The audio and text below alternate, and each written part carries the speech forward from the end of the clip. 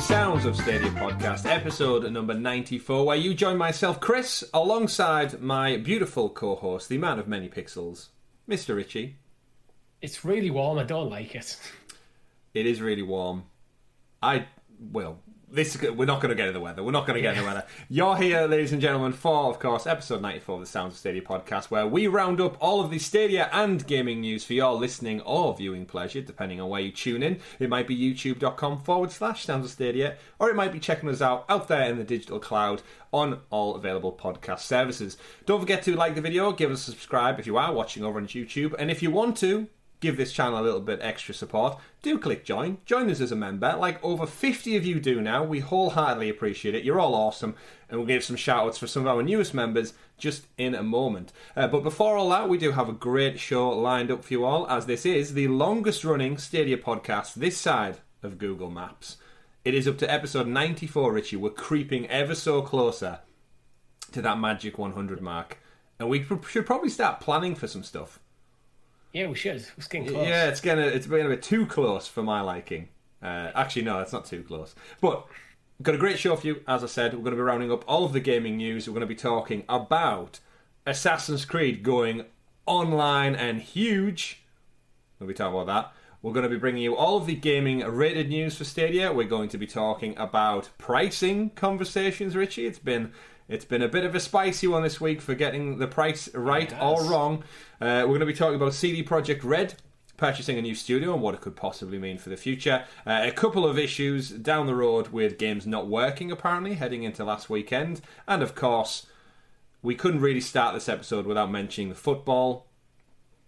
You're all tuning in Monday morning after the final for the Euro 2020, which took place in 2021 competition. England versus Italy.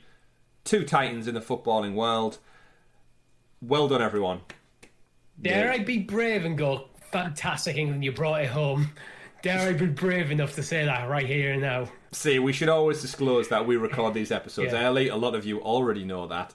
This episode has actually been recorded super early, so we know we're in the final, but we don't know how the result went as per usual. Yeah. So, well done. You did your country proud no matter what the result, and hopefully, unless it's like 10-0, Richie, and then we'll come back in here and record some crazy hyper. If they lose 10-0, it's still the first England team to get to a final of a major tournament in our lifetime. See, as a true England fan, you presumed I meant England lost 10-0. I thought if we won 10-0, we'll come in and re-record another one. That's just classic. If we win 10-0, this intro's getting re-recorded. Yeah, 100%. We'll come back, we'll cut it, edit it. Yeah. If we didn't win, you stuck with the episode version you just listened to. Yeah. Which if now we win 9-0, you're stuck with this. Now I feel bad about saying that, but either way, you're not here for football conversation. Yeah. You're here for Stadia conversation, and that's what we do here at Sounds of Stadia. So then, Richie, before we always start to get into the meat and potatoes of the news, we like to break down, have a little bit of catch up. We talk throughout the week all the time anyway. We talk with our community throughout the week all the time. Over on our Discord channel, of course. Anyone who is new, tuning in for the first time and thinking, I like Stadia, I like cloud gaming. You know what? In fact, I just like talking about games full stop. Where could they go, Richie? In the description below, you will find a link to our Discord server. Indeed. And in that Discord server, we talk about games. Quite frankly, we talk about anything that just happens to be in the news, except for politics. We keep politics out of it and all that other stuff. It's a gaming-only place. It's a gaming only. Yeah, gaming only. Although we have added a new channel, which is for podcast questions, because we always want to get the audience more involved, and we don't always have time for it. But if you do want to jump in on the Discord, we do have a new server added up and set up for questions. And if you've ever listened along and thought, I've got a great question for Chris, Tom, or Richie, send it in there, and we may answer it. We may not have time. Again, apologies. I'm sure we'll get loads of questions. We don't always have time. The Stadia news and stories of the week will take precedence over it, but we'll try and... If it's a particular spicy question, it might even get its own episode of SideQuest. Yes, we should point that out as well. If it's a great topical conversation, we'll pluck that one out of the bag and we'll put it on its own little shelf and we'll come back to it later, hoping it's not past the sell-by date and it's still relevant and we can use it. But that is the plan. We want to get you more involved, and like I said, there's over 50 of us supporters on the membership channel, so thank you very, very much. But, Richie, this week we have been playing games. Our pro games got dropped. I've checked out some of them. We've got new big games drop. We've played some more of them. So to kick things off, shout out to our community. I know we've just said, like, shout out to our members and stuff, but the wider community as a whole. We played some more Rainbow Six Siege this past Thursday, a little bit earlier than usual. We will 100% be playing more Rainbow Six Siege because it's so damn good. When you get a good group of people, it's so fun. So fun. We did some operations, we did some custom matches, 5v5, all Stadia players. Forget newcomer mode if you're terrible at the game, and newcomer mode isn't even for you as a newcomer. It's not for me either. We jump back in, set up some custom games. If you're in the chat, there's a chance to play. You're more than welcome to join us. So if you're a Siege player out there, you're having difficulty finding games crossplay or not crossplay, tune in for our streams and you can get in and have a chance to play. And whew. Well, on the topic of Siege in our community, I saw a couple of games getting organised while we were away last weekend, which was nice to see within the community. Oh yes, was that in our Discord again? Yep, that was from our Discord. It's a magic. So if you join our Discord, you'll find people to play with. It's a magical place, just like Tahiti. But yes, Rainbow Six Siege, very excited. It's getting me hyped for Extraction, which we're not too far away from Extraction now as well. But just jumping in with friends and shooting each other. Like, Who doesn't like to shoot the friends? Yeah, is there not more pure, honest fun than that? We're starting to get a little bit better with tactics. You're the cameraman, Richie. You lie on the deck and send out your little remote control cars. I found my nice technique is I like to use the little clones. So when you're defending, you put a clone in the corner. Someone bursts in the room, sees it, shoots at that, and you're in the other corner waiting for them to shoot at your clone. It's a great tactic. Well, on the fence, you might want to try out the character I was using because she has a clone, but you can move it, you control it. You're right. So that's how sometimes I'll drop my clone and run ahead into a room. They suddenly start firing, but then I can see where they are before I go in. That might be a good strategy for you. Yeah, there's so many operatives to choose from. In fact, let us know in the comments who your favourite operative is so far. Have you got a suggestion for the best one, or just let us know your tactics? So then, when you play against me and Richie on a Thursday night, we'll have the inside scoop. An advantage. I mean, I think we need a lot of advantages until we go pro. I don't think we're quite at esports level, Richie. We're maybe 2 weeks. Yeah, maybe dial it down once the football's over. We're failure sports. Yeah, once the football's over, we can bring it up a level when we can focus all our energy on Rainbow Six Siege. I've played actually across tablet and phone just to check out it. I know there's a lot of praise going out there for its performance. The ping is the lowest you'll see even across crossplay. Crossplay. 9, 10. We had a game where everyone on our server had a ping of 9 because we're all on Stadia servers localized. So yeah, that's awesome. And if you don't know what ping is, it's basically the time it takes for you to make an input, and the input gets to the game. And the smaller the number, the better. Latency people complain about. Yeah, all that latency you get on Stadia. We now have a metric, and it's very, very low. Incredibly low. So that was great. That was fun. Like I said before, we'll be playing more of it in the future. So if you didn't get a chance to jump in, sorry, but there's always going to be more opportunities in the future. But that was Rainbow Six Siege. Richie, I want to throw it over to you and just see what you've been playing aside from Rainbow Six with me. What else you've been checking out? So after a long time, because I bought it, I think it was in November, I think the game came out, and I bought it on launch, but finally I've jumped into Immortals Phoenix Rising. Finally? You're going to catch up? Like, getting close to a year late, but 9 months or something? 9 months? Yeah, we joked about that on previous shows with how much you bought the game outright as brand new, and it was what, £12 in the Stadia store last week? Yeah, I think it was last week. I think it was last week because it was on my list of games I wanted to look into. But I think I had a list of a couple of different games. He's the list of games, and I put a Twitter poll out there. It was overwhelming. Immortals Phoenix Rising, so that's what I went with.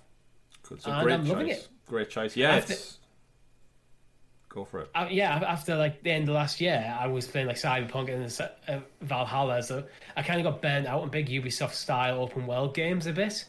So when the Immortals game's I want something different. Yeah. But now I'm back in that mood. Yeah, it comes in waves. Yeah. And I know completely what you feel. I'm kind of similar with Mass Effect at the moment, where I finished 1. I didn't want to go straight onto 2, so I gave myself a little bit of a break. Completed Ratchet and Clank Rift Apart. Beautiful game, and now I'm just trying to find the time to get back into a big meaty title. I've got a lot of stuff going on outside of gaming this summer. It's a very busy summer for me. So, do you find the same as me? It's when you start a new game, you need a good run up. You want to get a good 4 hours or something to get straight into the game. Yeah, in a single run before you get. Then you can, once you get your hands on the sticks for a couple of hours, then you can start chipping away. Yeah, I need like a solid Friday night run at things from like 7 o'clock through till 2 in the morning or something. So to really, to get your hooks in you and get a lay for the land, the controllers, the mission structure, all that kind of stuff. Tutorial. Yeah, which is why games like Siege are fantastic, that you can just jump in, bash out a couple of matches, and then move on essentially, or move on to bigger things. So my intention is to get back to Mass Effect 2. Surprise shout out though, I really want to give an honest shout out to the Darkside Detective, which is, I did it on Twitter already, and it's one of those games that I didn't really pay that much attention. I love the art style from when we first seen it, but it never really struck me as something that I would buy. So it dropping as a pro game, of course we were supposed to get it a month early on a pro game. It's very much a point-and-click adventure. Haven't played one of them for absolutely decades, since I was a child, and we used to play those educational ones in school on the Acorn PCs, Richie. Magical Rainforest, or whatever it was called. Or Crystal Rainforest. Crystal Rainforest. Wow, there's a throwback for you, to you 90s kids. Google, bring it back. Bring it back. But Darkside Detective, it's point-and-click adventure. It features Francis McQueen as the detective, and he's got Detective Officer Dooley as a sidekick. It's got very fun, nostalgic tropes. It throws back to like movie, TV references. Ghostbusters is in there. Famous quotes from history. Just loads of funny in-jokes, but the comedic writing in it is hilarious. I played a few missions myself, a few case files, I should say. Even on the video right now, there's a clown called Pound Smart, and it's clearly Pennywise, a little inside joke on that. There's a couple of puzzles in there, but I played a few cases myself, and then interesting enough, I went and played a few games with my wife, who is not a gamer, but she enjoys a few games. She's enjoyed the Uncharted games. The Telltale ones are a bit of a slower pace. Astrobot on the PS5 was awesome, but with this being a point-and-click adventure, it was one that I thought, it's not going to take too much interaction, so we can just sit back together and play side by side and kind of theorize what the mission is and what we need to do to complete the objective in the point and click. Definitely should have used a mouse and keyboard, but we chilled on the living room couch and played it.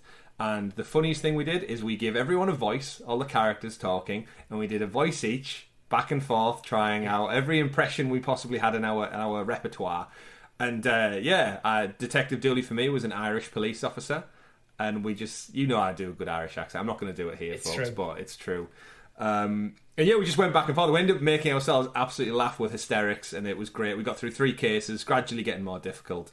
We played it for a good couple of hours, and it was just something that I did not expect, and I was pleasantly surprised. And I think without the Pro subscription, which was our SideQuest episode last week, does it need a reboot? Yeah. I think as far as the games go, as long as you're open to playing something that's not AAA, I think you made a point saying you love the fact that it's indie games last week. Yeah, I was like, it needs to be not just indie games, but I do like that you get, even go back to PS Plus, like, it's nice to get these games when you look at, I've got a couple of hours, I don't fancy playing this big AAA title, I'll jump into this, and sometimes you get hooked. Yeah. But if you're not willing to give these games a try, and sometimes if they don't come to something like Stadia Pro, you'll just pass them by. Yeah, it's definitely got me keen to now check out the sequel. I've got 3 case missions left. I'll probably play them with the wife. And then I think we'll wrap up. And I think it's only like £12 for the sequel now, which is quite a newer release. So you've done it. Brilliant. Pro works. It's got me back in the door with something else. But, of course, we're not here to talk about pro games. We did that last week. We're here to talk about the meat, the thick, juicy meat that is...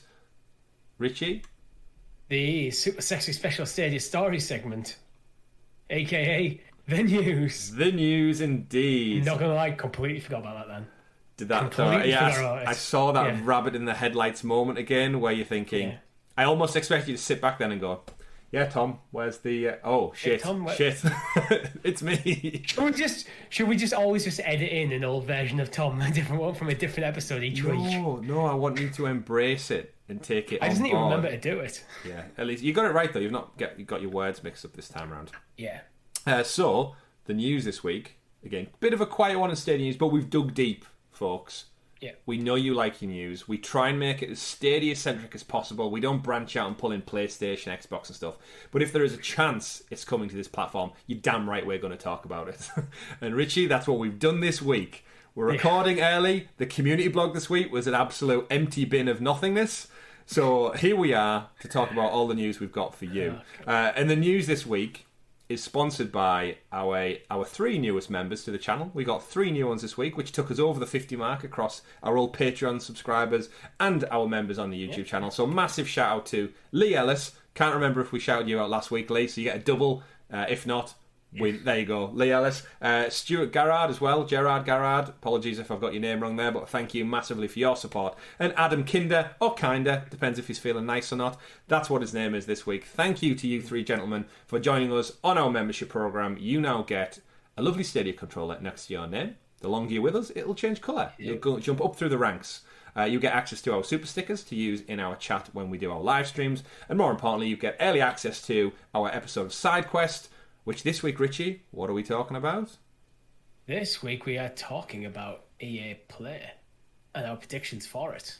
Our predictions for EA Play. So that's nearly a week early you get access to it as a member. If not, we don't gatekeep anything behind a paywall, so you will get it eventually. Drops on Fridays. But thank you to those people. You're all awesome. You're all amazing. It makes this hobby much, much easier. And now with our questions and everything else, it's going well. It's going well, Richie. I'm happy. I'm in a good place right now. Yeah. We're ready to welcome Tom back with open arms. So before we move on to the actual news, 16 minutes into the show, what's our hashtag for Tom this week? Tom's missing. What sweet nasty love are we sending him on Twitter this week? So to remind Tom that everyone loves them, hashtag Happy Beans. Hashtag Happy Beans. So that is at AdaxisLP, ADAXIS, capital L, capital P, hashtag Happy Beans. While Tom is on paternity leave, we're going to send him random shit every week, just so he remembers that we still exist and he has to come back to us at one point. Yeah. Happy also Monday. to annoy him, just merely to annoy him. That too, yeah. Happy Monday, Tom. Happy Monday. Yeah. Who needs parenthood and children when you've got 2 dickhead middle-aged... I was going to say all those middle-aged men then. Men in their... We don't know how long we'll live. 30s. We don't know how long we'll live. After that England match, my nerves could be shot. I could have a heart attack or something. Who knows? I might still be here. But right, Richie, we've delayed too long. The audience is thinking. I tuned in for Stadia news and think. I know I love these 2 individuals anyway. I tune in every week, like nearly 500 of you do. It's amazing. Stop faffing around and get on with the show. So let's do it. Let's do this. Story number 1. Hold the phone, ladies and gentlemen. Richie, blow that whistle. We need stoppage time for this episode of the podcast because we've had... Tell me I need a whistle. We've had some breaking news drop, ladies and gentlemen. We are here reporting live 1 hour and a little bit before kickoff for the Euro finals. And is it coming home? We don't know yet. We still don't know yet. The rest of this episode, we still don't know yet. But what we do know is coming to Stadia. Breaking news right in the middle of the show. FIFA22, Richie, is coming to Stadia day and date with next-gen features. You heard it here, probably not first, because that happened yesterday, right before kickoff. What an odd time to drop an announcement for a football sports game right before the Euro final. Yeah, I must admit, I'm at the point now, I was like, okay, the match kicks off in now in 15 minutes. I'm ready to watch England win the first ever final since 1966.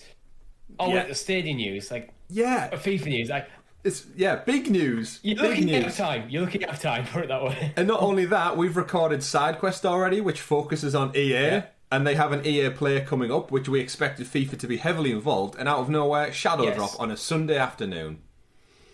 Yeah, we might as well cover that straight away. There's an EA Spotlight focusing on more EA Sports on July the 20th. There's a Madden specific one on July the 19th.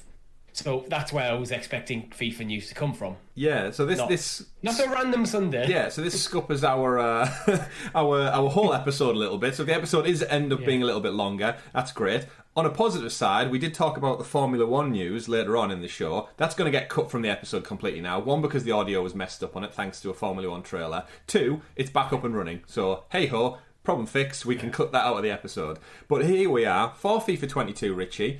Just to give you a bit of a rundown, all the news we know right now is it's coming day and date, the price, and according to the website, it's coming out October 1st, so not too long after the Premier League season starts for the UK and a lot of the European leagues. But here we are, powered by football, EA Sports, FIFA 22 on Stadia moves the game forward with groundbreaking next-gen hypermotion technology that elevates every moment on the pitch. Powered by Hypermotion, FIFA 22 combines advanced 11v11 match capture and proprietary machine learning technology to deliver the most realistic, fluid and responsive football experience for next-gen consoles and Stadia, unlocking the raw motion, passion and physicality of the world's game. Hypermotion technology enabled the integration of the first ever motion capture of 22 professional footballers playing at high intensity. Additionally, EA's proprietary machine learning algorithm learns from more than 8.7 million frames of advanced match capture, then writes new animations in real time to create organic football movements across a variety of interactions on the pitch. Whether it's a shot, a pass or a cross, Hypermotion transforms how players move on and off the ball. So that's all we know right now.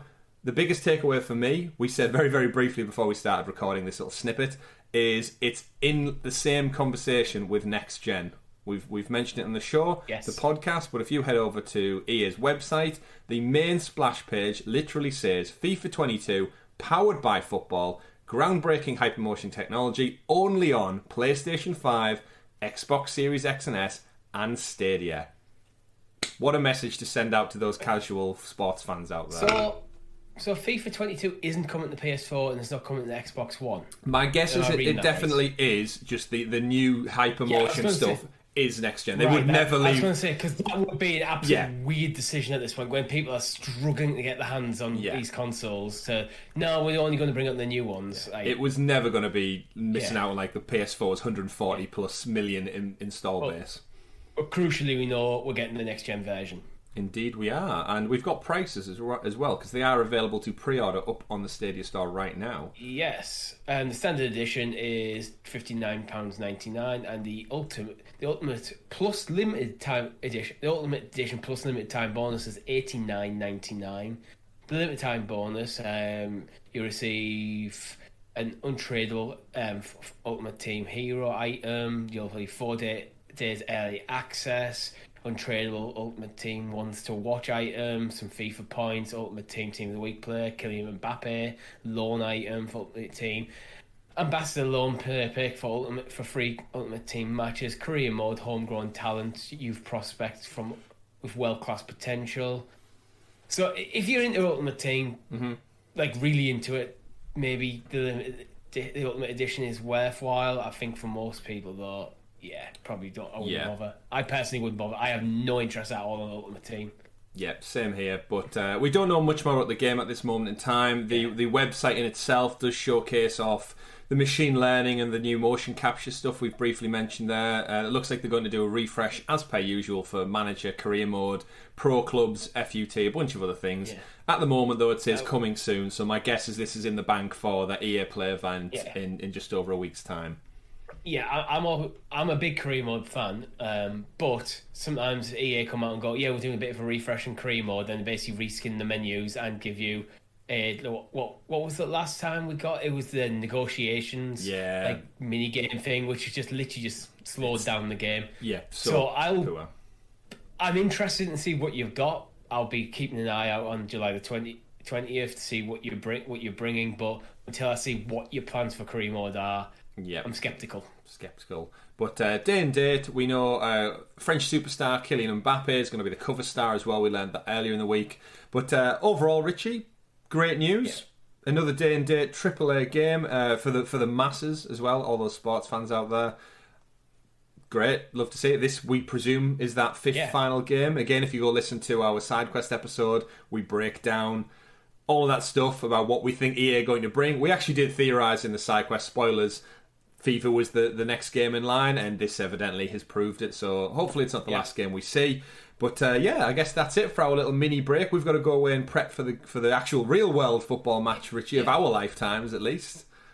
I must admit, the confirmation of next gen version coming to Stadia has got me a bit more interested in FIFA 22 than I was. I usually typically maybe buy FIFA every other year. Yeah. But I might be willing to go depending what they bring out in the coming weeks. Yeah, I might consider buying it again this year.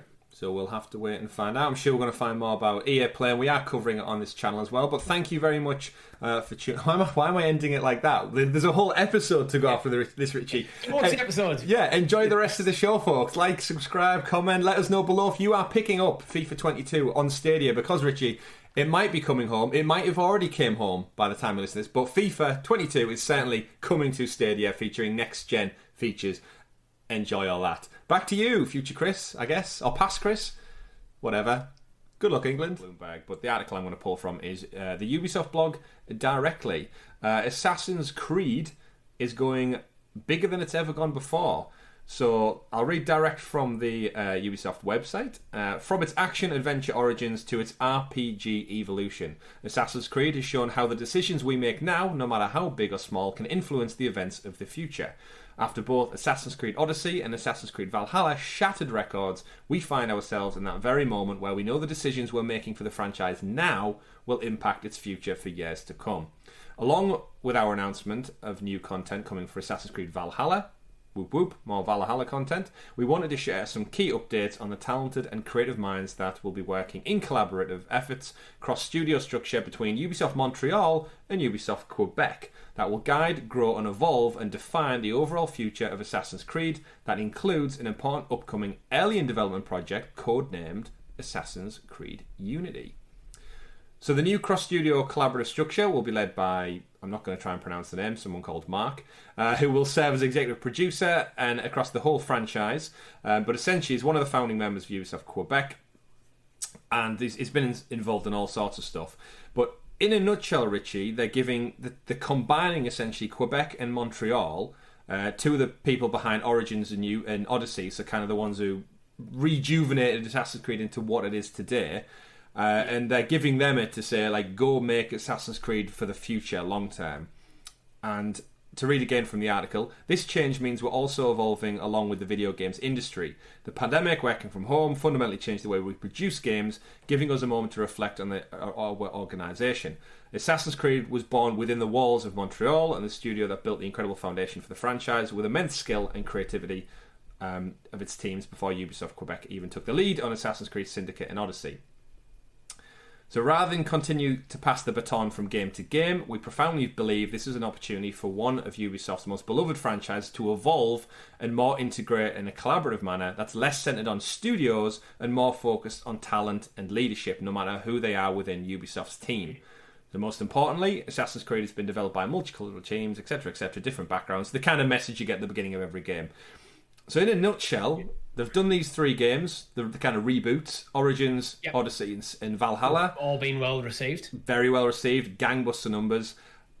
And reading between the lines and reading the lines themselves, it looks like Assassin's Creed is being turned into almost like no, I don't want to say games as a service, because I don't believe it's a games as a service, but I feel like, have you heard this rumour that Grand Theft Auto, the next one apparently is going to be Vice City, and all the other cities, San Andreas and stuff, and Los Santos are going to be added on as like an ever-growing map, like Fortnite, yeah, and they're just going to add stuff.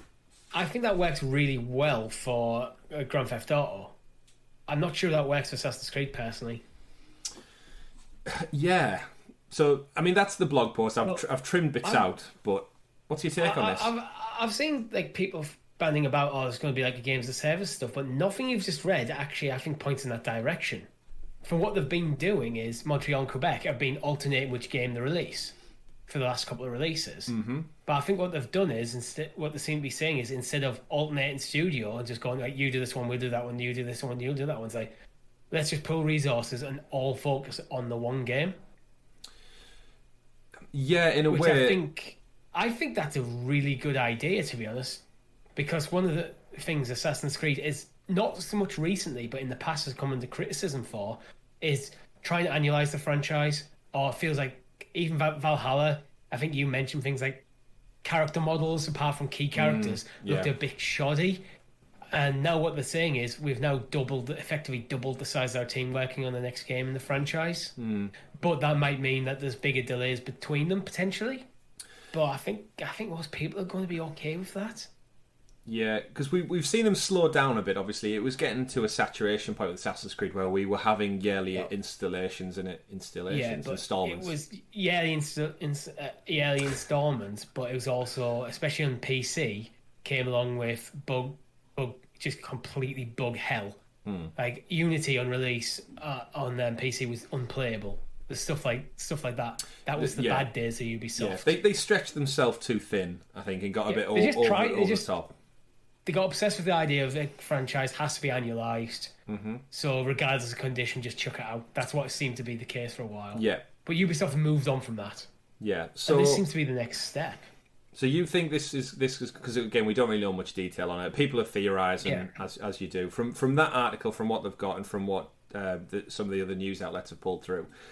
Essentially, it looks like more focused, in tune Ubisoft. They're gonna. I appreciate the saying they're just gonna take the talent, because I do think there must be something lost, shifting around from studio to studio.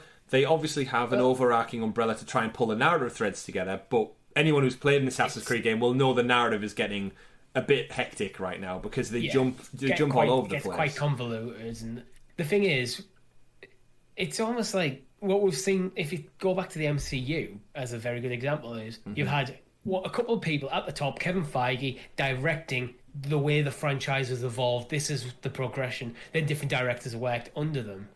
It seems to be almost a similar idea where, Quebec might be focused. It might be a case of Montreal, you're going to focus on building this game. Quebec, you're going to be focusing on the DLC for the current game and rotate stuff like that round.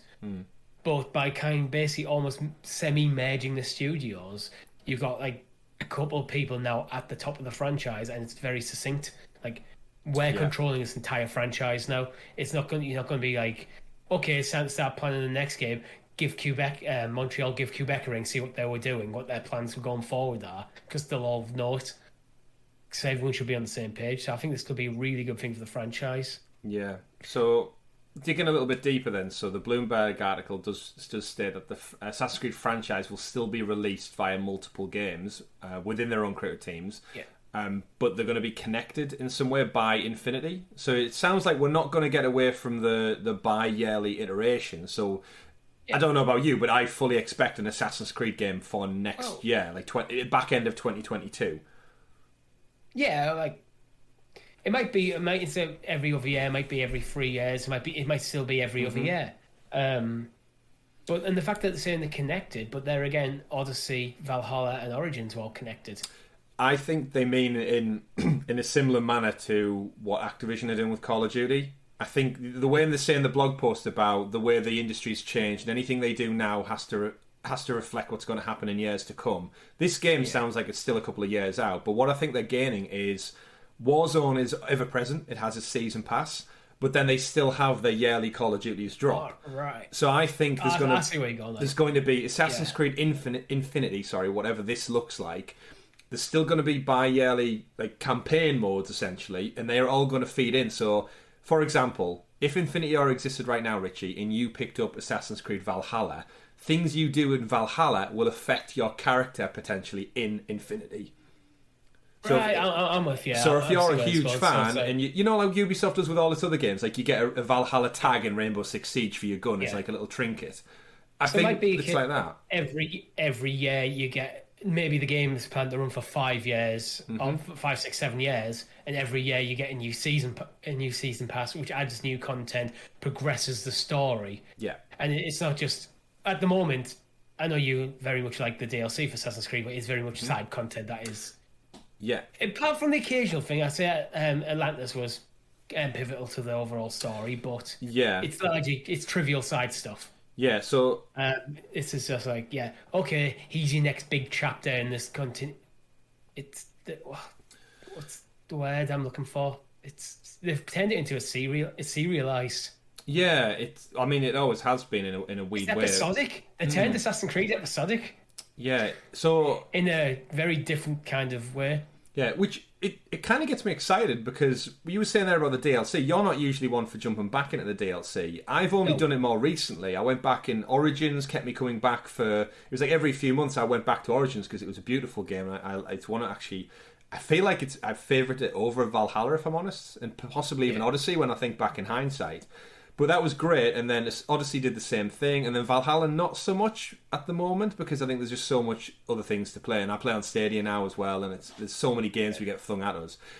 But with this ever-present Assassin's Creed Infinity, whatever it ends up being look like, I feel like that could fill the void of DLC. Whenever I've got that itch to play some Assassin's Creed gaming, if I go into Infinity as my custom assassin character, which is Chris, it's not a character they've wrote for me, this is my own character in Infinity. And because I did Valhalla, because I did Odyssey, because I did all the other games, my character gets perks and maybe free costume DLC and stuff to play out whatever Infinity looks like. And then when I'm done with Infinity, it doesn't matter because it's supposed to be a game. It's like something I keep coming back to whenever I get that itch. It's not meant to be a campaign where you play it and finish it. And I think this is what Ubisoft are trying to do. We've seen it across all their other titles. Yeah. They're trying to get into that repeat, bringing you back. And they've done it with Valhalla with the 2-year support plan.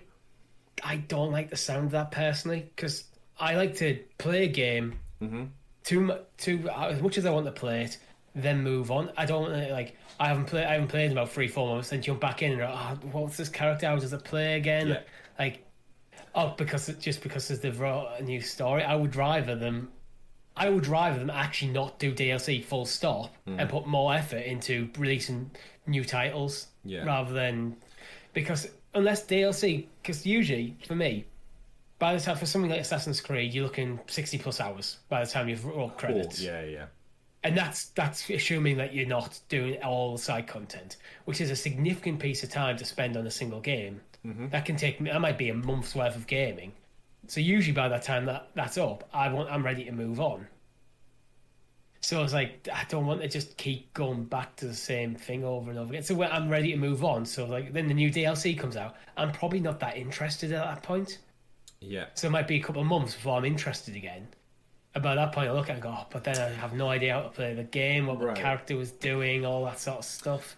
So I think it does have a bit of a flaw there. So obviously, there's two parts to that, I think, from your point of view, obviously. They've said this is for years to come, the industry. We know the industry's been flipped on its head because of Fortnite and Call of Duty and this games as a service model.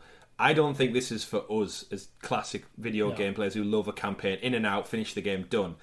But when you do say there about the DLC for you, and you don't want to go back because you don't know where you're at in the story, maybe your own character in Infinity, who isn't tied to a campaign or story, could bring you back in, though. You might not be interested in more Valhalla, but then if there's this ever-present world where I message you and say, Richie, do you want to jump in and do some of this? A story, it's like, if you haven't played the game in 6 months and you pick up the controllers, like, how do I play this again? It's all that sort of stuff, like relearning the game, but you're already at high level, so like the muscle memory's gone. It's all that sort of stuff. Yeah. And I don't know, it being a blank slate character doesn't really interest me that much for Assassin's Creed, to be perfectly honest. Okay. So this brings me on to my next point of why I think it could be good or bad. Assassin's Creed, for better or worse, has some fantastic characters. It has done Bayek in Origins, Cassandra or Alexios in Odyssey, Eivor, whichever version that you played in Valhalla, and obviously we all go back to it, but Ezio Auditore di Firenze. Come on. I don't even need to mention that. And all the other ones, Edward Kenway and all the people in between. The problem with these games, and every single time they bring out a new iteration, you have to get to like them again. The reason Ezio was so good is he got 3 games, and you learn him as a character from a young teenage, like a young boy, parents killed, spoilers, but he evolved into who he ended up being. Yeah, his story continued, but your character almost reset. So when you jumped into Brotherhood, you weren't just jumping into maxed out Ezio from the previous game. You got to learn a new set of skills, new techniques, relearn how to play the game, and that was built into, because it was a new game, but a continuation of the story. By the sounds of what you've seen Infinity might be, with this continuous stream of new content getting added, you're going to be jumping in exactly where you left off. So it's an interesting one, because I would have quite happily taken Origins 2. I didn't need... Obviously, Odyssey was great, but I didn't need Odyssey next. I would quite happily done way more stuff in that beautiful ancient Egypt landscape that they painted a picture. The end of the game, like, not spoilers for a game that's like 5 years old at this point, but it's getting towards the Romans being involved with Egypt. And you've got Julius Caesar and stuff, and it only scratched on that right at the end of the game and what was going to happen with the Assassin's Order being created. And that was after 100+ hours of a beautiful game. So it kind of was like, and then you just leave the characters and it's like, I might never see them again. That's one where the number 2 could have been, if they didn't want to go with Bayek anymore, you could have went with, I don't know, Bayek's child. So Bayek's still around, but you've maybe you're 15, 20 years in the further field, so the Romans are more involved and you're playing through that. So the story's evolved. And it could have went back to Rome. I think for me, there's a lot of skepticism around this game. I'm not convinced. I'll know. I'll probably know when I see it. But there's some of the things that we're saying is like that's exactly what I don't want in a game. Yeah, I can see it from both sides. Obviously, they've said they're not. That doesn't mean you're not going to get your bi-yearly iterations. You'll still get your campaign and whatever. Yeah, but I'm not saying this is good or bad. But if it is this continuous thing where you just keep jumping this games as a service style models, like, I'm probably not that interested in it. Okay. So, my vision for this, Richie, if I was bag put over my head, dragged into Ubisoft headquarters, and they were like, right, how do you know everything you're about to say? My version of this is we get a new character for Assassin's Creed Infinity. We don't go back to Desmond. We drop all of that shit. It's called Assassin's Creed Animus. You can take that to the bank, Ubisoft. And the world is just current day. You have like a current day like mini world or something, your hub world, a la Destiny or something like that. Yeah. And you get in the Animus, and you can go to the world of Assassin's Creed 2, Italy. You can Renaissance Italy. You can go to ancient Egypt through a different door. You can go to medieval. You can go to feudal Japan. All through different segments that can either tie into the main story game. So if you've got an itch for going back to Origins, plug into the Animus, go to Origins. It might not be the Origins game, or it could be, and it could be a way of Assassin's Creed Infinity. We've seen it on Stadia. All the games from coming across to the Ubisoft Plus service. How many times have we spoke about Ubisoft thinking big, wide net picture? Imagine if Infinity brings all of their old games under one umbrella, and your default character is the link to them all via some fancy DNA Animus storyline. You don't have to know about the other shit. But you've just got this central hub that links you into we must be on coming up 2 decades of Assassin's Creed content now, and they've remastered those. They've upgraded the Animus so as long as you have a sample of the DNA, anyone can access them memories. Yeah, any Emery memories. So if you were like, oh, you know what, I was a Black Flag fan. I dropped off after Black Flag. Well, you know what, they remastered it. It's coming out. You've got Ubisoft Connect. It links all back together. Jump into your Assassin's Creed Animus or Infinity, whatever it ends up being, and just go play more Black Flag. Up-res, 4K, all that shit that they love doing. And then if Black Flag, if they see a spike in Black Flag, guess what? Infinity Season Pass, pirate content. You loved it. And this is the thing with seasons. Fortnite does it all the time. They just take whatever's popular and go with it and run with it. So I think Infinity is going to be definitely one to watch. It's definitely one to watch. And from what you're saying, it sounds like a cool concept, I think, but only on the surface. It's like, because then at what point, why does it need all to be connected? Because of MCU. That's the thing I'm coming with. Like, okay, you're creating your own character for the real world segments. Fine. Having any character be able to access any sort of era that Assassin's Creed's been in, I like that. But then it's like you're basically pitching that these are going to be separate games anyway, just within almost like the Hitman world of Assassination, where they are still 3 different games, just sandwiched together. Yeah. And my question is, why do they need to be sandwiched together? Yeah, that's again, this is one that Ubisoft think it's for the future, but we can't predict that. A big thing for me, this obviously hasn't been done before. Third person, like you've got Battle Royale, but that's its own thing. It doesn't need tweaking that much to give a season pass. Story-based content, we know there's a lot more that has to go into it. Script writing and voice actors and such. I'm very again, as an Assassin's Creed fan, I was always going to be more interested in this anyway, but. Yeah, I think Ubisoft they've got plans of grandeur, and they have done for some time now. And some stuff landed well, some stuff hasn't landed well. So I'm worried they're taking the franchise in a direction that it doesn't need to go in, just because they're the trends in the industry. It almost feels like the marketing execs are making decisions rather than the game developers. Instead of going, right, this is the vision for the game, we're going to make an awesome game. They're looking at, what's trending well. What can sell well? Which I know it's a business. There's got to be a lot of that, but true. I think sometimes this sort of stuff can alienate some of your audience. I mean, if you're gonna highlight that, you can't look any further than pivoting towards a total Witcher-esque RPG. Three games back, how many people dropped off because they were like, Origins isn't Assassin's Creed; it's a totally different game. Yeah, you're right. Early doors for me. I was like, oh, I don't know this roll and dodge thing. This isn't Assassin's Creed. 10 hours in, I was like, fuck it, this is awesome. Like, give me more. And I bought into it, but there is a slice of the audience, like you said, Rich, you get set aside, they don't like it, they look back with fond memories, and time waits for no one. Games evidently wait for no one. Franchises evolve, and stuff doesn't stand still, but we'll watch this one.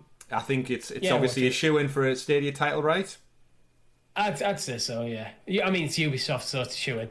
I mean, we're getting Assassin's Creed Rogue on Stadia, Richie. So if you're going to dig it deep into the barrel and get that one, then certainly I think the premium, ever-present games as a service title will be front and centre on Stadia, of course, along with everything else Ubisoft do, because they're our best friends, it would appear. Or the Stadia's best friends, at least. They're not Depends. If they make some of the stuff we've speculated in. Potentially. We'll have to see. But that was story number 1. Went really deep on that one. We always were going to. But story number 2 for the week. A bit of ruckus out there, Richie, in the Twitter sphere. We got a game drop that's been a highly anticipated game. Tom from our very own Sounds of Stadia team was massively looking forward to this title. We mentioned it imminently coming out on last week's show, but Bloodstained Ritual of the Night, the spiritual successor to Castlevania Symphony of the Night, from way back when. Really well, highly rated game. People were excited for it. It came out, Richie, on Stadia. Yes. It had the audacity, some would say, to drop for £59.99 Great British pounds. So nearly £60 for a 2D side-scrolling platformer, albeit the spiritual successor. And everyone, myself, Tom, you included, were like, no, I am not. We saw the title like, oof, God, that's asking. No, that is asking. Which then, of course, everybody in the community went and rightly sort of did their due diligence on other platforms. PlayStation 4, £34.99. Xbox, £34.99. Switch, £34.99. Steam, usually £34.99. Half price sale at launch for $17.49. That's the first thing I did when I saw the price. Like, that seems a bit steep. So I googled the price on other platforms and was like, yeah, you want to try again, Stadia? Yeah, try again. Take it away. Give it a bit of a polish and come back with us with something new. And funnily enough, that's what happened, Richie. Less than 2 days later? Yeah. 2 days later, it got a price cut down to $34.99, which is the true price reflection across all platforms bar Steam. Do we know if this was a worldwide thing or was this just a UK thing? Because I'm not sure. No, it was worldwide too. I think I saw people tweeting in Canadian. I saw people tweeting in currencies I don't even know existed out there in the world. So it's like, is this an honest mistake that they put the wrong price in? Or is this suddenly bound pressure? Because that seems... It feels like if this was bound fan outrage, that's probably... They wouldn't care that much. It's like, this is the price we've agreed to sell it at. This is the price it is. Yeah, it's an interesting one to really dig into because we got no community blog this week. Yeah, it's a £25 drop. That's almost half price of when all of a sudden... And then suddenly it's matching up with the others. I'm thinking it's a mistake. I'm reading this as an honest mistake. Maybe one of them dollar to pound conversion machines that always screws us over. Screwed them over for once.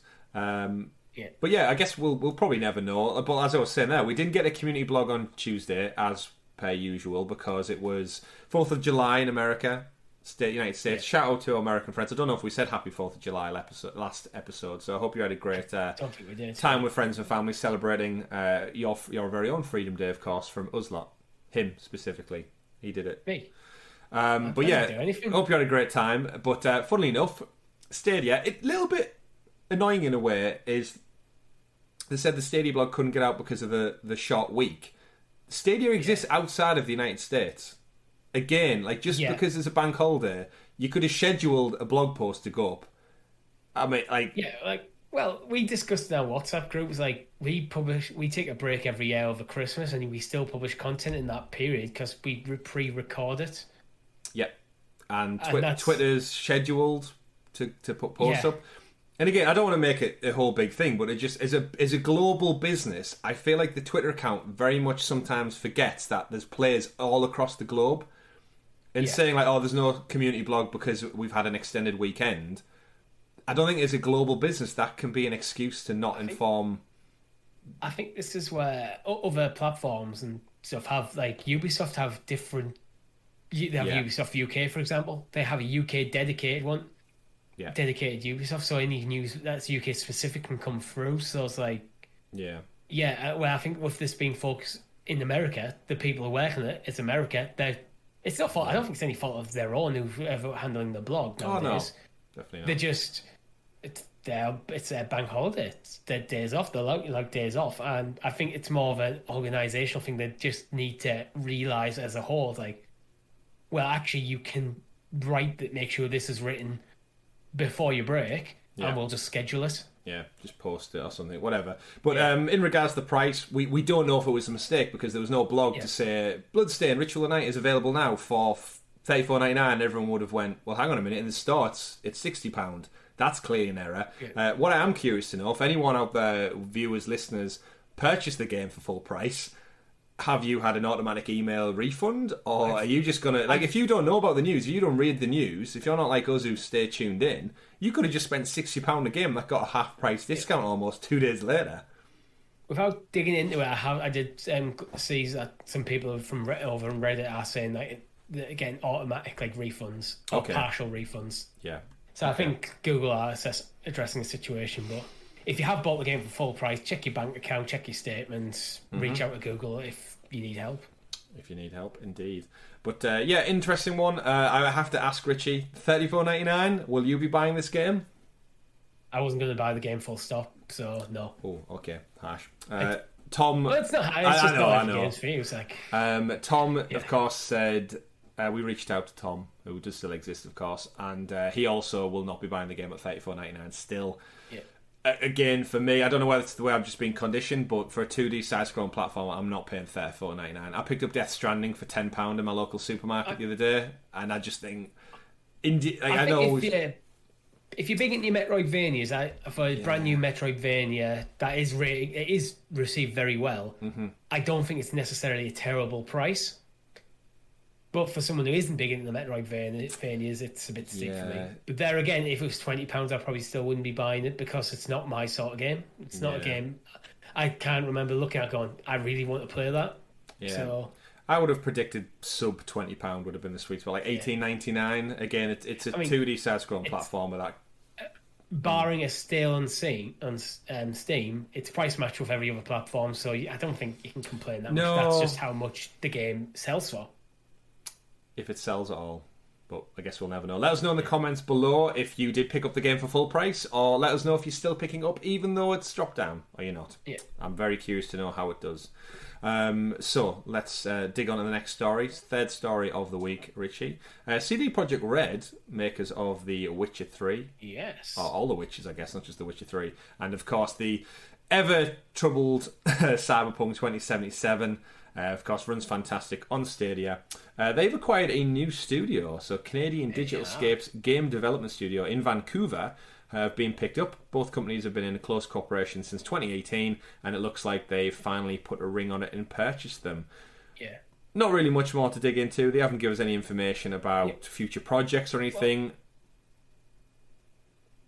Yeah, from what we know of the studio that they've worked on, they're focused on AAA development, but I think they seem to be more of a support studio. But I think it's also focused a bit more on multiplayer development.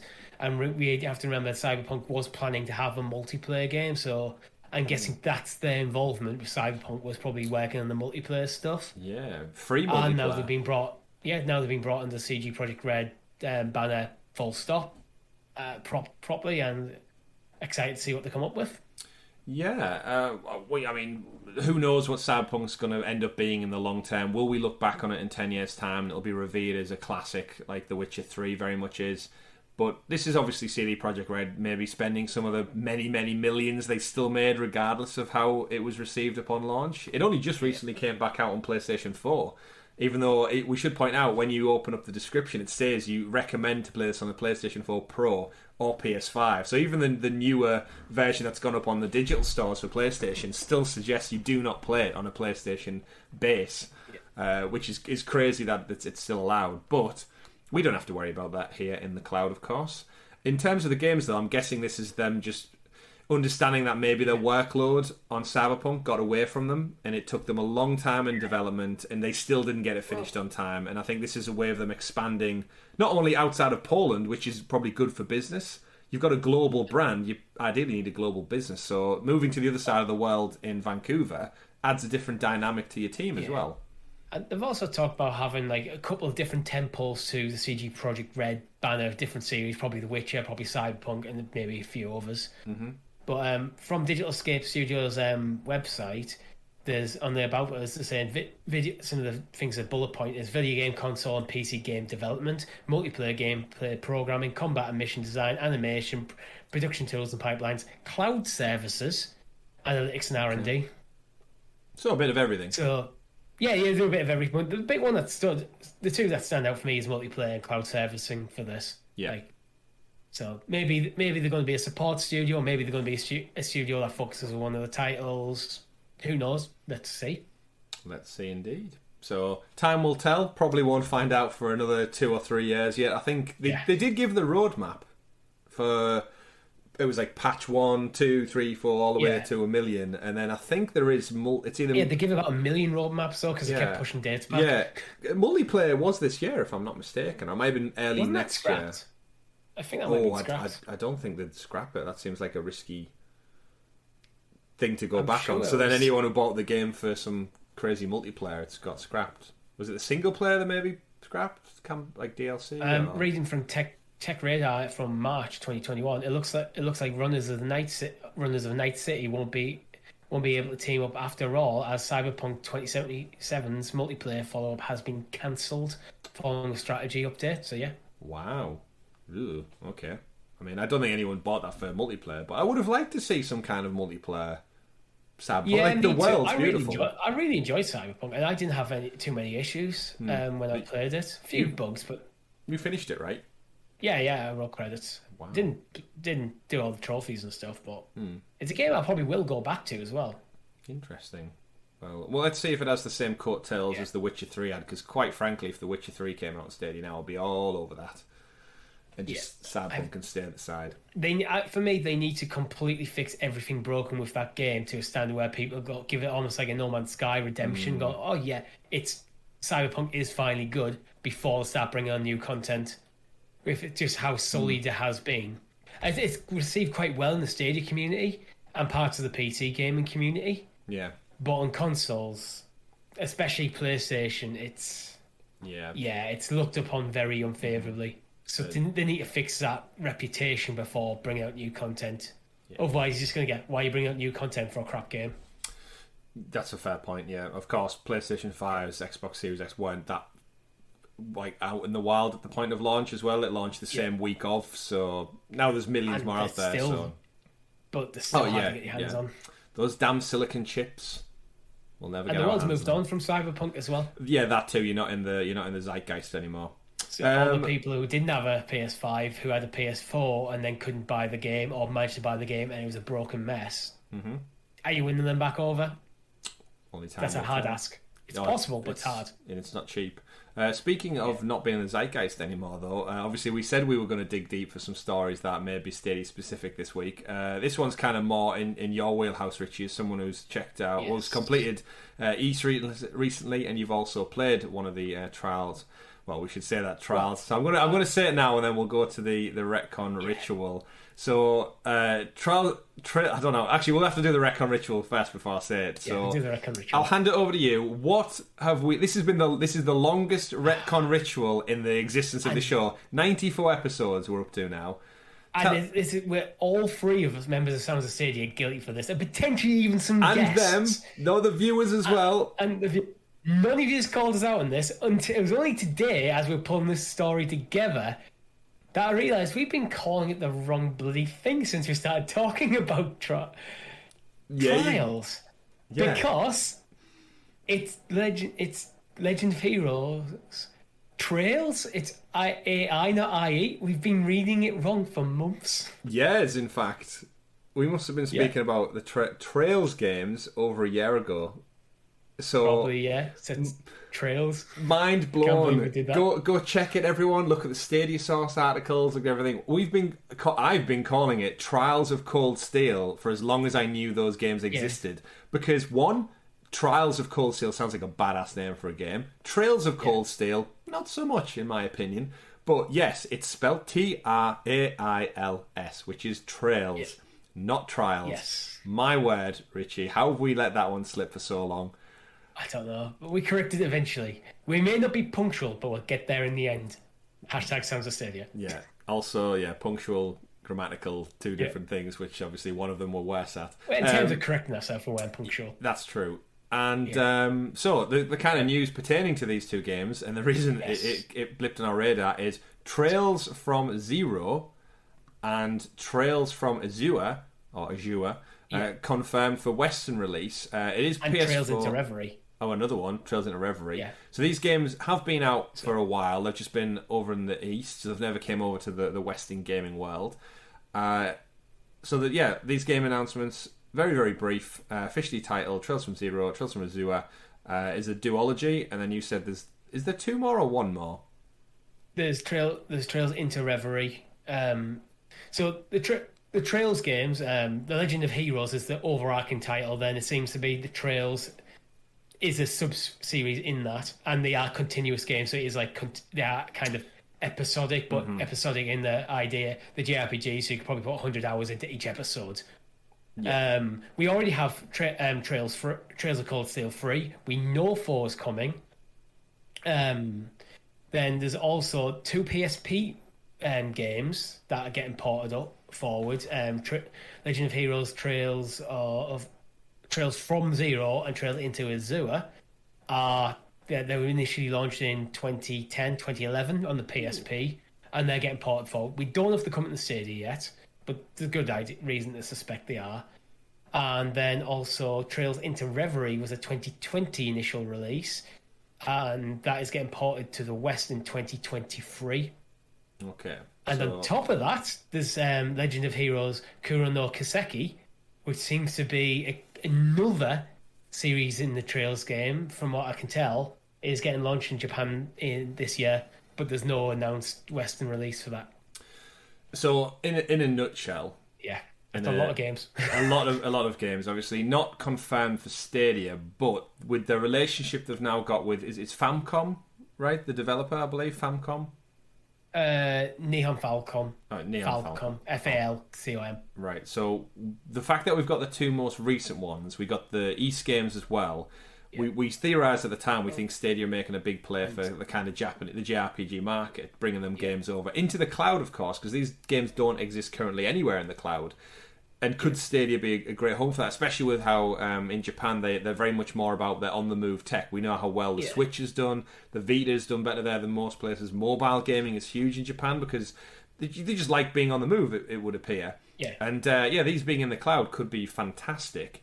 And Interestingly, in North America, there's two noted publishers for them. I'm not going to go through which publishers which game. Xseed Games and NIS America. Don't really recognise them. I know I've recognised NES America from more recent things I've played, but in the EU, it's Namco Bandai. Which do have that relationship with Stadia, so yeah. We'll have to see. Richie. Another again. It's 2022 and 23, so it's a little while off yet. It's a potential for new games. Potential. We'll see. Although the 4 games that aren't confirmed to Stadia, and one of them isn't even confirmed to come to the West. Full stop. Well, we'll have to wait. We'll have to wait and see. If we do know something that's been rated, at least our next star of the week is that Transformers Battlegrounds, not to be confused with the terrible WWE Battlegrounds, Of course, my opinion. It's been given an ESRB rating for Stadia. It was originally came out in last October 2020, so it's not too far back in the grander scheme of things. It's got its rating. It is made by Outright Games, of course, and published by Coatsink, who do have a couple of games on Stadia. We know Get Packed is one of those titles. This very much, to me, reminds me of if you've ever played War of the Monsters back in the PS2 era. It looks like you have your mechs, you can drive around as a truck, as Transformers do, or a vehicle, and you can transform into a fighting machine. Yeah. Not voiced by Hugo Weaving, who I think is Megatron, I want to say. I'm not a big Transformers guy. Not me either at all. But for some reason my brain's telling me, I need to check that fact now, but for some reason my brain is like, it's Hugo Weaving who does the voice of one of them. Or might be Optimus Prime. I don't think it's Optimus Prime. Either way, we're 90s kids, Richie. We grew up while Transformers was all the rage. And for some reason, it mustn't have been on a channel that my family had, because I barely watched it. Yeah, I think Transformers actually was more, is it 70s or 80s? Really? I think it might be a little bit before us. I thought it was all the rage when we were kids still. I think it might have been still about, but there was less stuff in the 90s. Yeah, of course, and then Michael Bay took it and made it to the explosive action blockbuster it was. It turned Shia LaBeouf into the much clamoured actor that he got to take over the roles of Indiana Jones, and then he messed it up. And he's nowhere to be seen now, and he's in crazy videos with Sia. Quick Google seems to be pretty much active from 84 all the way to present day. So if the cat into the 90s when we were kids, yeah, there'll have been reruns and stuff. But Transformers Battlegrounds, nothing for me personally. It's another one of those maybe younger audience, either younger audience focused games or nostalgia focused games like Power Rangers Battle for the Grid. We seem to be seeing loads of these ratings, but nothing actually to fruition. All the DreamWorks games, Scrat's Nutty Adventure, the pony game, Spirited Away, or whatever it was called. Was it Spirited Away, or that's a different thing? Spirited Away is the Japanese movie. A Studio Ghibli movie. So Spirit, I think it might be called Spirit. Either way, we digress. Transformers, Battlegrounds, again, probably better than the WWE one, which is free on PlayStation Plus this month, funnily enough. Will I be playing it? No. I refunded it on Stadia. It was that bad. Tell you one thing I won't refund, because it's a great game, and we should really get back to it one time on a live stream. That is Destiny 2. Or Bungie, more we should say, have revealed that their next big reveal is coming on August 24th. So just over month and a half away. Destiny 2 fans out there, you'll soon find out more about the future of the game, as Bungie will be hosting a showcase event. It's cool that it gets its own event. It's big enough to get its own standalone thing. They're going to reveal... It's one of them games where it becomes a hobby into itself. Yeah. They're going to... we've got some friends that we know put their entire lives into it, like hundreds of hours a week, thousands. Upcoming expansion, millions of hours a week. So you'll learn more about the Witch Queen of Angmar. It's not of Angmar. The teaser image Bungie shared gives some hints about what's in store, along with a tagline that reads "Survive the Truth." And there's a symbol that has been linked to Savathun, the hive, which the Witch Queen is also known as the Queen of Lies, the deceitful sister, which certainly have a connection to Survive the Truth line. I love how it's got its own world and lore and everything now, and I know that's like why Destiny is it's so rich in just content. If you dig, you will just go deeper and deeper and deeper into all this mythology. It's fantastic.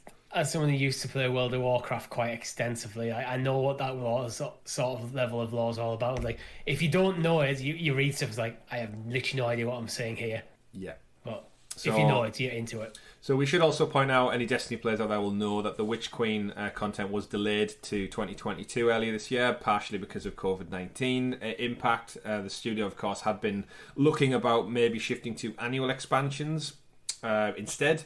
Probably for the health of the team, they said, just with everything that's been going on and crunch and all that kind of stuff. As we alluded to with the Assassin's Creed stuff, it's hard to make games as service content and stick to the roadmap. We saw it tear Avengers up with the fact that here we are, we still don't have... Richie, people bought Avengers on PlayStation to play Spider-Man. The game is out coming up a year in this autumn. Yes, yeah. Are out. So what you bought the game for a potentially specific reason, and... you're just waiting. So we're getting War of Wakanda, again, delayed, like the Hawkeye stuff delayed. And this is, again, games as a service, COVID aside. It's hard to stick to it. Maybe there's someone up there. Bill, the Spider-Man stuff. He's like, oh shit, I've had that sat in my on my desktop folder for about 6 months now. Was I supposed to publish that? Yes, it was supposed to come out in line with the last Avengers movie, Bill. Shit. Okay, I'll get on that. Bill turned my lights off. He heard me. Bill got angry. He's like, don't you be talking about me. So yeah, we know crunch is difficult. Obviously, Destiny 2, they've been doing it for so long now, and they keep seeing that bump in users. And it was arguably, Richie, the front runner of games as a service.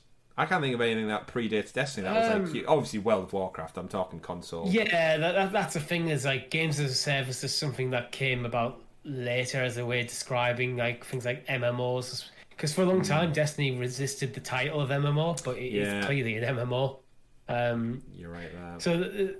So yeah, it depends like how far back you want to go. Because there's the games from like well back, like late 90s that could be described as games as a service. The Sims could almost be described as games as a service. Oh, I love me some Sims. Me too. I like Sims. Sims on Stadia. Bring it across. Perfect place for it. Yeah, that was one of our first, I think, episodes for Stadia. We anticipate what games we might even talk about it as part of the SideQuest episode this week. Maybe. Talking about the EA player predictions, which we'll get to in just a moment.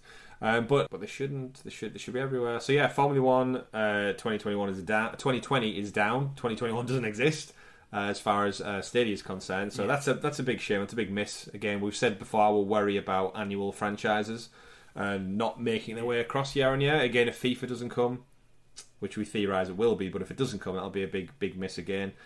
Which brings me on, Richie, before we move on, I'd like to, of course, stop in with our good friends over at 2K, the Mafia Trilogy. Here we go. The Mafia Trilogy Definitive Edition, of course, which was supposed to be out. It was announced for Stadia in a Connect, if I recall. I can't even remember really now. It's been that long ago. But well before Avengers came out, I should point out. 4 years ago? No, not that long. But, the original game. So the Definitive Trilogy that was told we were coming came out on 25th of September 2020, which feels so long ago. It was 286 days ago, Richard. We're coming up on 300 days since it was announced, and neither Stadia, nor the developers, nor the publishers have said a thing about this game. Is it even coming anymore? I don't know, and I don't care. It'll be a pro game in August. You know what? I'm not even going to play it out of pure spite, because the communication is embarrassing from all parties involved, really. You can't announce something and just go radio silent for nearly a year. If they announced it and then went radio silent and then just before its launch started talking about it again, fine, but it's already out on other platforms. Yeah. That's the problem here. It's not that the game's taking a long time to come. That's it, yeah. It's taking a long time after it's already been launched on other platforms. Yeah, I think that's what stings the most. It's like, it's all coming out, everyone can enjoy it. And then it came out on PS4 and Xbox and stuff, and we were like, well, Stadia mustn't be that far behind. And it's literally, at this point, nearly 300 days behind, and they've not said anything. They should have came out near launch on other consoles and said, it'll be delayed slightly because of porting issues or something. At this point, I'm curious if it's just one bloke in the porting department trying to get this thing out the door, because 300 days. Bill's cousin, Trevor, yeah. Don't turn the lights off. Yeah. Sorry. Either way, yeah. Don't care about it anymore, but I'm going to keep ranting until they bring it to just finally put it in the news that it's finally out, and I don't care. Speaking of things that are rarely in the news as well, and I also don't really care that much, Atari are making a comeback, Richie. Don't call it a comeback. Atari, of course, for me, soft spot in my heart for Roller Coaster Tycoon. But essentially, Atari. Yeah. Atari, they bought the rights off Chris Sawyer, after the original and then they went crap, didn't it? And then they went shit, yeah. But they own the rights. They've done Roller Coaster Tycoon Classic, which is just the old ones on like a tablet and such. But I've got so good memories of Roller Coaster Tycoon. I know a lot of our viewers and listeners do as well. I played it fairly recently, actually. You did? I remember you saying it. Yeah, that was because you listened to the No Clip documentary, wasn't it? Yeah, it was. I was before I started East, I think. I was just like dabbling in a few different little smaller games. And great potential for Stadia because of the mouse and keyboard, and you can play it on the move. That'd be cool. But essentially, the story is Atari's gaming division has announced a significant rejig of its strategy, moving away from free-to-play and mobile games in favour of premium PC and console games. So they look like they're making a stretch back into where the cool kids hang out, Richie. Yeah. They're going to sell off some of their old titles, which don't really get supported that much. I won't even bother to name the titles because they're that pointless. I've never heard of them before. If it's like the mobile game stuff, then it makes sense. If we're not making these, we'll sell off the assets to whoever makes mobile games. We'll take the money and reinvest. Yeah. And I quote, they've also said, successful games with a low user base are not affected. So basically, the games that do well, we're just going to keep going. They've got a catalogue of over 200 games, dating well back to the days, of course, Pong. And I'm trying to think what my brain's trying to do right now. Atari, one of the 10 poles of video gaming pre-Nintendo. That's how old they are, yeah. Asteroids. Well, Atari were massively mixed up in the big video game, like, kind of disaster around like ET. Like basically the thing with the gaming industry almost wasn't a thing anymore in the West until Nintendo bought the NES when Mario and Zelda and basically restarted it. Atari is a kind of central to all that era of gaming. And there's a documentary on Netflix about it. I can't remember what it's called. Something about gaming. Asteroid, Centipede, Missile Command, and Pong. Of course, are some of the titles. Not great games by today's standards, but they are classics in their own right. So who knows? Could see some Atari games in Stadia. They could just go into brand new publishing with some new IP. Hell, they could turn Asteroids into like a Star Wars Squadrons crazy 3D modern high spec ray tracing killer app. But I guess time will tell with that one. I think it's very much a time will tell, because I can't remember the last game like Atari even published to like a high standard. They've published they've been in publishing for a long time, so I mean, it's hard to know, but their fall from grace has been stellar over the last few decades. Which brings us on to the final story of the week, Richie. Speaking of falling, Gods Will Fall is getting some new DLC. Oh my god, Atari published The Witcher. No, the OG. The Witcher. They're going to say Witcher 3. I was like, don't. After we just slandered them, don't throw it under the bus for that. See, that's crazy. Gods Will Fall, of course, as I just mentioned, is getting its next bit of DLC. It's Gods... Oh, what was the name of it? I've already forgot it, Richie. Gods Will Fall... Valiant Dormant Gods Part 2. Right, yeah, so it's Dormant Gods Part 2. It's available now if you're still playing Gods Will Fall. So why do my brain always thinks I'm speaking of another game? Is it Godfall, right? Godfall is out. It's a thing. Godfall is the PlayStation 5 exclusive. Yeah, and it's about to get a PS4 port in the next week or so. So it's probably in my mind. Godfall, Gods Will Fall. Valley of the Dormant Gods Part 2, the second of 3 episodes, is coming out on Stadia. It's out now on Stadia, thanks to the video. Told me about that. Yeah. Clever beans. Deep Silver, of course, published that one, part of the THQ Nordic and Embracer Group. And that brings us, Richard, to an end of this week's shows and games. It does indeed. Thank you to everybody else who wrote in with your questions. I do apologise we didn't get round to everyone's questions. In fact, you know what? I'm just realising right now I don't think we read any questions out at all. No, we didn't. We asked for questions and we didn't read them. That's terrible. Everyone's listening to this thinking they're going to get to my questions soon. Should we just do a quick question time for those out there? Yeah, we can do. We can do one. Your pick. I don't have the document up. You pick a question for us. All right, I'll pick a question. You just go. Let's just rattle through some questions while we've got a few spare minutes.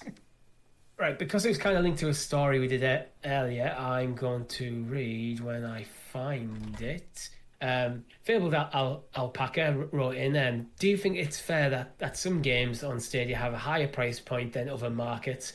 Looking at this was around the Bloodstained things before, when it was set to like £25 higher than the rest. Given that you don't need to buy any physical device, possibly a controller if you don't have one, is it fair or justified? So I think we'll put Bloodstained aside for this question because we've already addressed it. Yeah, and it's now the same price. Do you think it's fair? It's digital storefronts full stop. It's kind of a double-edged sword because it's great you get the games immediately. The massive downside to that is you're beholden to whatever they say goes. They've got no shop you can go into and just rummage through a bargain bin or wait for it to degrade in price. You're essentially beholden to whoever, Stadia, Sony, PlayStation, Xbox, Microsoft, whoever, just says, no, this game is £50. If it's popular and you want to play it, it's £50. but you get it instantly. So it's like the benefit of that in this game with cloud gaming. We know you click to play and you're in the game in 10 seconds flat. It's weird because there's no manufacturing costs involved. It's just a digital file that's shared. We all know emails are free, YouTube's free, Twitter's free. Yes. So it's like in a digital world, you don't pay for as much as you probably should realistically. Like imagine if we got charged to use Twitter, Richie. £10 a month subscription to use Twitter. Well, they did bring out a Twitter subscription thing, didn't they? Did they? I'm sure there is something. That's anyway, an odd choice. Yeah. But yeah, in terms of games, it's justifying it's hard because it's all in context, right? It's art, it's a creative thing. Someone might value it. I mean, look at just paintings to branch off. A painting by Picasso or something is worth millions and millions of dollars. But if I paint something, no one's going to buy it. It's all contextual, isn't it? So, yeah, is it justified? I mean, the industry is behind. I mean, it's a different business model, cloud gaming to normal gaming. And when we do comparisons of prices, when we talk about games, I never look at the price. Very rarely do I look at the price on like Amazon or something. If I do, I will always go, this is the price that you can get on Amazon or on eBay or wherever. Usually if I say it's just this is the price on PlayStation, I'm talking about the PlayStation Store. Because I feel that's a more direct one-for-one comparison. But the thing is, it comes down to how Stadia makes money and how you invest in your money in get your hobby.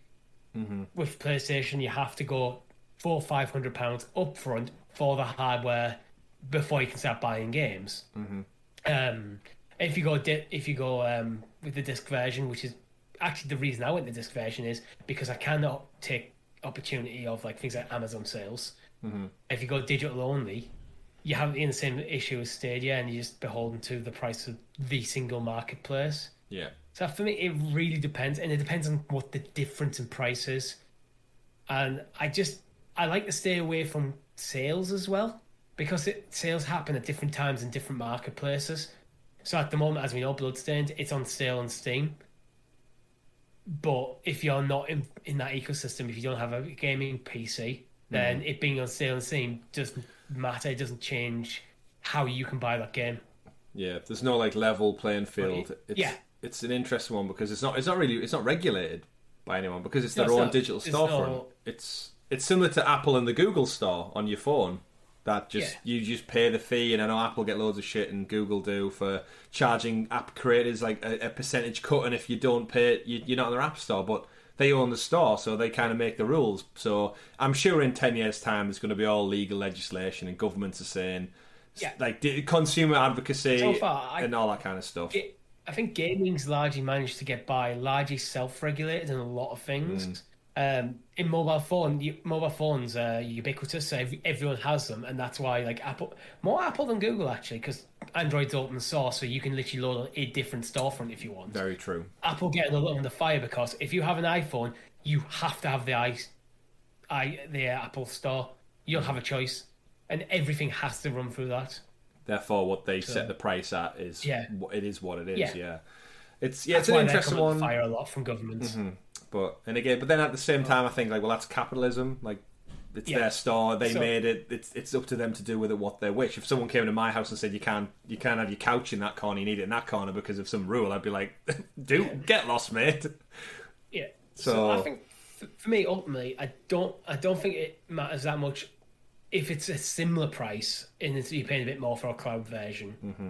However, as someone who does have access to a PlayStation 5, a PC, a Switch, and Stadia, I'll probably just buy it if it's not in Stadia's best interests to put the price up too much, because if it's like £5 more on Stadia... I'm trying to get my point through. If it's £5 more on Stadia, I'm buying it on PlayStation. Wow. Yeah. Allergic to price hikes, Richie is. Yeah. But yeah, great question. Thank you, Simon, for writing in with that one. Of course, apologies for waiting till right at the end. We need to highlight it better in our doc going forward. But thank you for everyone who wrote in. It's bright yellow. Yeah, I don't know. I jump between links and documents and trying to host at the same time. It's a whole juggling thing. I think I've got it quite nailed down after 94 weeks. But here we are at the end of it, and I've just realised every time I take a drink, you get to see a little mini version of my face at the bottom of the glass. Are you ready for this? Yeah, I see it. audio versions, I can say there is a tiny little version of his face in the bottom of his glass. Just a little visual bit of humour for you viewers out there on youtube.com/Sounds of Stadia. That brings us to the end, the close of episode number 94. Don't forget to like if you haven't done so already. Subscribe to the channel so you're kept in the loop with all things Sounds of Stadia. Like our weekly podcast, like our live streams where we smash some Rainbow Six Siege out of the ballpark, where we do Let's Plays, First Looks, and a bunch of other things as well. Check out the community page on the YouTube channel. Check out our Discord where you can write in with your questions, which we'll forget about until the end of the show. Write in, it's in the chat. Get to know all these amazing people. All 50 plus of you who support the channel a little bit further as members and Patreon supporters. You're all amazing. You're all beautiful. We love you, all the world. Any more final things, Richie, for this week? East Nine's out. I'm not buying it. Is it too? You going to sneeze again? Is it too expensive? No. It's just I'm currently playing Immortals. I've just started Immortals, and it's $59.99. For me, from my experience with ESA, as much as I did enjoy it, that seems steep. Okay, I've just thought of a way. Around about the 40 mark is probably a bit better. I've just thought of a way now with your new sneezing mutant ability to test if you know. Once. Yeah, but you sneeze at the perfect time to make a joke out of it. So Simon was asking about the pricing in games and stuff. All you have to do, Simon, is hold the price of the game under Richie's nose, and if it's too much, he sneezes. That's it. You have magical powers now, Richie. I also have allergies. It's more just the allergies. Some more than others. That's it. That's our close for episode number 94. Join us next week with a special guest. Yeah. But we're not going to tell you who. You're going to have to keep tuned to our Twitter page at Sounds of Stadia. Follow me at CyberChris. Follow Richie at RichieC89. And of course, go send Tom. What was the hashtag, Richie? Hashtag Happy Beans. Happy Beans? Happy Beans. I'm glad you remembered that close to the doc already. Over on Twitter. See you just wrapping up for the show, ready to go to bed, because this is nearly 11 o'clock. We're recording this ahead of time, which of course, to close out the show, Richie, fingers crossed, England won. Football came home. It actually came home. We shouldn't do it, but give me a score, Richie. Oh. Just go for it. Don't overthink it. Don't overthink it. Good team. 2-1 England. 2-1 England. Okay, I'm going to go with 2-0 England for some reason, but hopefully, fingers crossed. If not, you can come and laugh at us in the comments and stuff, especially if you're Italian. Sorry. Or unlucky, I guess. We'll see. Take care, everyone. Have a great week in gaming. Don't forget to comment if you want to leave a question or just catch up with us, chat with us, whatever. And keep tuned for our special guest on episode 95 of the Sounds of Stadia podcast. My name's been Chris. I've been Richie. We've been Sounds of Stadia. You've been amazing. Take care, everyone. Have a great week. Game on. Goodbye.